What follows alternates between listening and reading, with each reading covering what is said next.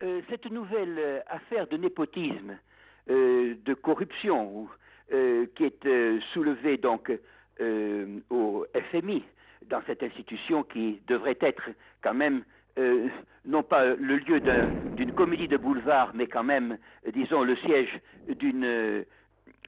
disons, d'une réflexion sérieuse, euh, nous, euh, nous fait penser à une sorte de piège politique. Car si nous sommes au courant de l'état d'esprit de corruption qui règne, comme par exemple cela avait été le cas, entre autres affaires, avec M. Paul Wolfowitz, qui avait une maîtresse qui était donc qui profitait de ses largesses. Et il semble que M. Strauss-Kahn, qui avait été placé à ce poste, à l'invitation, faut-il le rappeler, de Mme Condoleezza Rice, qui a beaucoup fait pour pouvoir assurer son élection, qui a été proposée donc à M. Sarkozy. Il semble que ce soit une affaire française, franco-française en somme, qui surgissent, car des affaires de cet ordre sont vraiment ordinaires.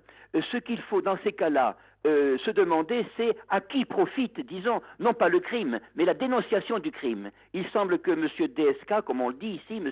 Strauss-Kahn, ait perdu une grande partie de sa crédibilité dans une sorte de fausse opposition à M. Sarkozy. Nous ne le regrettons guère, car M. Strauss-Kahn, quelles que soient ses qualités particulières, en particulier dans le domaine des mathématiques, que j'ai bien connu par un de mes collègues, avait, sur le plan plus général, des positions extrêmement dures, très alignées sur les néoconservateurs américains. Son étiquette de socialiste, comme celle d'ailleurs de maire de Suresnes, n'étant fait en vérité que le pavillon d'un sionisme exacerbé. Il a regretté publiquement, il y a de cela 2 ans, que ce ne soit pas l'Iran qui a été attaqué, mais au contraire l'Irak. Vous voyez, ce sont des gens qui ne méritent véritablement aucune sympathie, surtout aucune illusion de la part du corps électoral. La personne qui a été l'objet donc de ces largesses, qui est une Hongroise, une congénère, vraiment montre que ces personnes qui s'occupent d'aider le monde, qui s'occupent, disons, de fournir leurs conseils, d'apparaître comme des personnalités progressistes, ne sont en réalité que des frelons. Et je crois que c'est ce que Platon disait être le véritable vice des mauvaises démocraties. Nous en avons un exemple, et malheureusement, ceci ajoute à une très grande démoralisation, ici même en France.